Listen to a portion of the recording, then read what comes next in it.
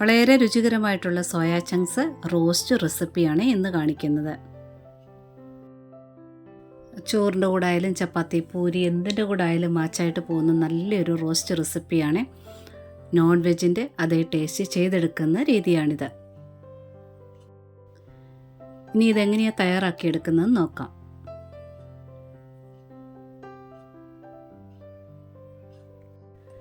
ഞാനിവിടെ 100 gram soya chunks എടുത്തിട്ടുണ്ട്. ഇത് വലിയ ബോൾസാണ്. അപ്പോൾ കപ്പളവിന് ഒരു 2 കപ്പ് വരുന്നുണ്ട്. ചെറിയ ബോൾസ് ആണെങ്കിൽ കപ്പളവിന് വ്യത്യാസം ഉണ്ടാകുക. 100 ഗ്രാമാണ് എടുത്തിട്ടുള്ളത്. ഇനി ഇതൊന്ന് കുതിർന്ന് കിട്ടണം. നല്ല ചൂടുള്ള വെള്ളമാണ് ഒഴിച്ചത്. അതുകൊണ്ട് ഒരു 6-7 മിനിറ്റിനുള്ളിൽ തന്നെ ഇത് കുതിർന്ന് കിട്ടും. കുറച്ച് ഉപ്പൂടെ ചേർത്തൊന്ന് ഇളക്കി വയ്ക്കണം.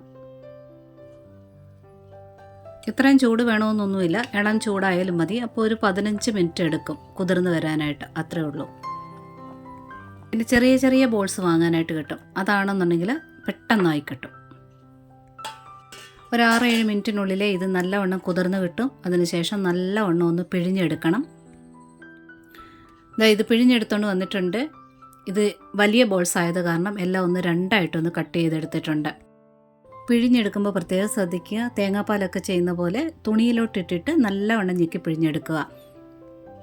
ഇല്ലെങ്കിൽ മസാലയൊന്നും ഈ സോയ ചങ്ക്സിനുള്ളിലോട്ട് പോകാതെ ഒരുമാതിരി ടേസ്റ്റ് ഇല്ലാതിരിക്കും. ഒരു കടായി വെച്ചിട്ടുണ്ട്. ഗ്യാസ് ഇപ്പോൾ ഓഫാണ്. ഒരു 2.5 അല്ലെങ്കിൽ 2.25 ടേബിൾ സ്പൂൺ മല്ലിപ്പൊടി ചേർക്കുക.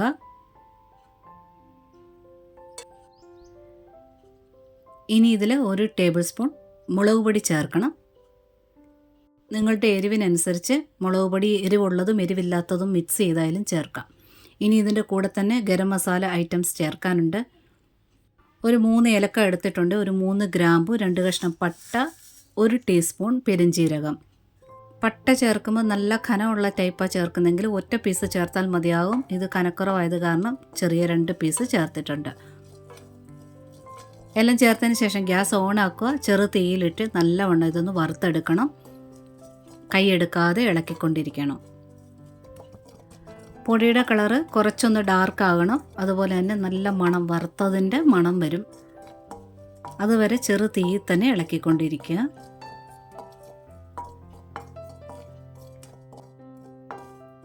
ഇതിപ്പോൾ ആയിട്ടുണ്ട്. ഗ്യാസ് ഓഫ് ചെയ്തതിന് ശേഷം ഒരു 3/4 ഗ്ലാസ് വെള്ളം ഒഴിക്കുക.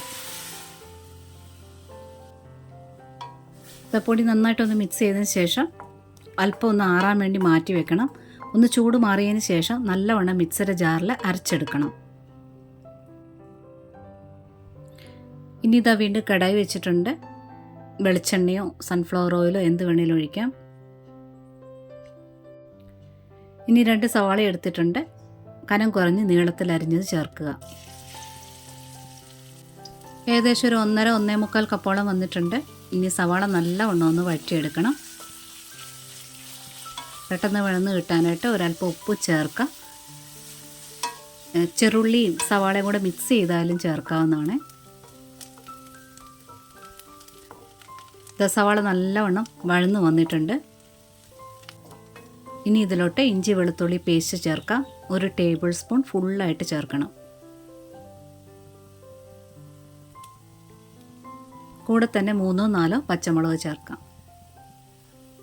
ഇനി ആ ഇഞ്ചി വെളുത്തുള്ളിയുടെ പച്ച ടേസ്റ്റ് ഒന്ന് മാറാൻ വേണ്ടി നല്ലവണ്ണം ഒന്ന് ഇളക്കി കൊടുക്കാം. പെട്ടെന്നായിക്കോളും പേസ്റ്റ് ആയത് കാരണം. ഇഞ്ചി വെളുത്തുള്ളിയുടെ പേസ്റ്റൊക്കെ 2 മാസത്തിനൊക്കെ തയ്യാറാക്കി വെക്കാറുണ്ട്. അതെങ്ങനെയാണെന്നുള്ള വീഡിയോ ഞാൻ ഇതിനകത്ത് അപ്ലോഡ് ചെയ്തിട്ടുണ്ട്, അളവ് സഹിതം. അതേപോലെ തന്നെ വെളുത്തുള്ളി ഈസി ആയിട്ട് എങ്ങനെ പൊടിയാക്കി വെക്കാമെന്നുള്ള വീഡിയോയും അപ്ലോഡ് ചെയ്തിട്ടുണ്ട്. താല്പര്യമുള്ളവർക്കൊക്കെ കാണാവുന്നതാണ്. പേസ്റ്റൊക്കെ നല്ലോണം വഴന്നു വന്നിട്ടുണ്ട്. ഇനി തീ നല്ലവണ്ണം കുറച്ച് വെച്ചിട്ട് ചേർക്കേണ്ടത് ഒരു ചെറിയൊരു പിടി പുതിനയാണ് ചേർക്കേണ്ടത്. കൂടെ തന്നെ മല്ലിയിലയും കൂടെ ചേർക്കുക. മല്ലിയില അളവ് കുറവാണ് പുതിനയേക്കാൾ ചേർക്കേണ്ടത്. ഇനി ആ കുറഞ്ഞ തീ തന്നെ ഈ ഇലയൊന്ന് വാട്ടിയെടുക്കണം. ഒരുപാട് വഴറ്റണ്ട. ഒരു 10-15 സെക്കൻഡ് മാത്രം മതിയാവും. നല്ലൊരു മണമാണ് ഈ സമയത്ത്. ഇതിൽ ഞാൻ കറിവേപ്പില ചേർക്കുന്നില്ല. ഈ 2 ഇലയാണ് ചേർക്കുന്നത്.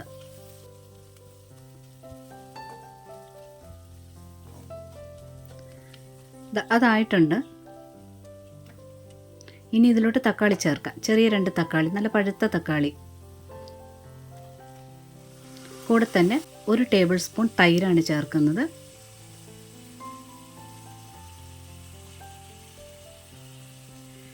ഇനി ഒരല്പം ഉപ്പൂടെ ചേർക്കുക.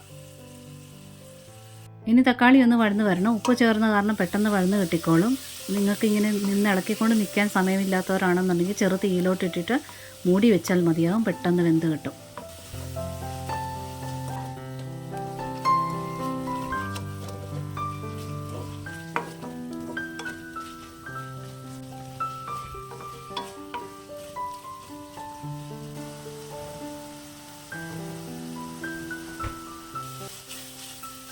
സൈഡൊക്കെ ഇങ്ങനെ വിട്ട് വരാനായിട്ട് തുടങ്ങിയിട്ടുണ്ട്. തക്കാളി നന്നായിട്ട് വഴന്നു വന്നിട്ടുണ്ട്.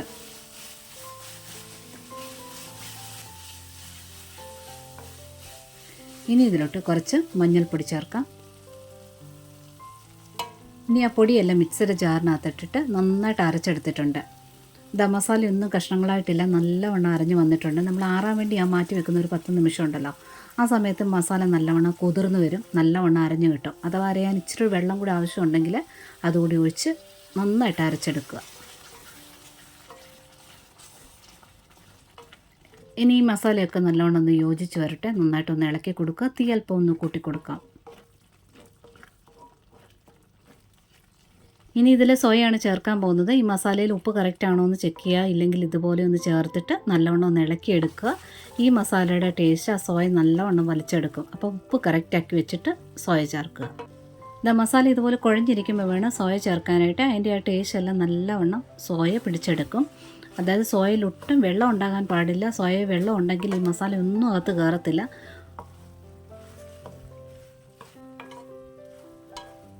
നന്നായിട്ടൊന്ന് മിക്സ് ചെയ്തതിന് ശേഷം തീ കുറച്ചിട്ടിട്ട് ഇങ്ങനെ നിരത്തി ഇട്ട് കൊടുക്കണം.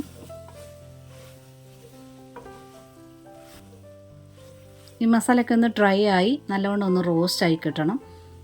കുറച്ചൊക്കെ ഒന്ന് ഡ്രൈ ആയി വന്നിട്ടുണ്ട്. ഇനി പെരുംജീരകത്തിൻ്റെ പൊടിയാണ് ചേർക്കേണ്ടത്. കുറച്ച് കുരുമുളക് പൊടി നിങ്ങളുടെ എരിവിനനുസരിച്ച് ചേർക്കാം.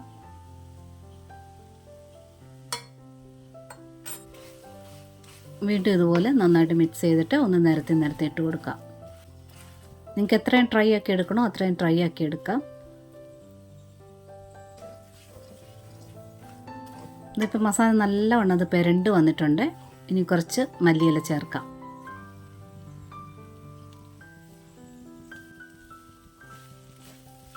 വീണ്ടും നന്നായിട്ട് ഇളക്കിയെടുക്കുക. ഇത് ഞാൻ ആദ്യമേ ഒഴിച്ചത് സൺഫ്ലവർ ഓയിലാണ്. അതുകൊണ്ട് ലാസ്റ്റിൽ 1 ടേബിൾ സ്പൂൺ വെളിച്ചെണ്ണ ഒഴിക്കുന്നുണ്ട്. നല്ല ടേസ്റ്റാണ്, നിർബന്ധമില്ല. വീണ്ടും നന്നായിട്ടൊന്ന് മിക്സ് ചെയ്തിട്ട് ചെറു തീയിലിട്ടിട്ട് നമുക്ക് എത്രയും ഡ്രൈ ആക്കി എടുക്കണോ അത്രയും ഡ്രൈ ആക്കി എടുക്കാം. ഒന്നുകൂടെ ഓർമ്മിപ്പിക്കുന്നു, സോയ പിഴിഞ്ഞെടുക്കുമ്പോൾ നല്ല വൃത്തിയായിട്ട് പിഴിഞ്ഞെടുക്കണം. തുണിയിലാണ് പിഴിഞ്ഞെടുക്കുന്നത് ബെസ്റ്റ്. ഇല്ലെങ്കിൽ ഈ മസാലയൊന്നും ഉള്ളിലോട്ട് കയറില്ല ശരിക്ക്. പിന്നെ ഈ റെസിപ്പി ഇഷ്ടപ്പെട്ടിട്ടുണ്ടെങ്കിൽ ആ ലൈക്ക് ബട്ടൺ ഒന്ന് ടച്ച് ചെയ്ത് സപ്പോർട്ട് ചെയ്തേക്കണേ. കൂട്ടുകാർക്ക് ഷെയർ ചെയ്ത് കൊടുക്കാനും മറക്കരുത്. സബ്സ്ക്രൈബ് ചെയ്യാതെ കാണുന്നവരുണ്ടെങ്കിൽ ഒന്ന് സബ്സ്ക്രൈബോടെ ചെയ്തേക്കണേ. നോട്ടിഫിക്കേഷൻ ബെൽ ബട്ടണിൽ ഓൾ ഓപ്ഷൻ ഒന്ന് ടിക്കാക്കിയിടാനും മറക്കല്ലേ. ഒരുപാട് സ്നേഹത്തോടെ താങ്ക്സ് ഫോർ വാച്ചിങ്.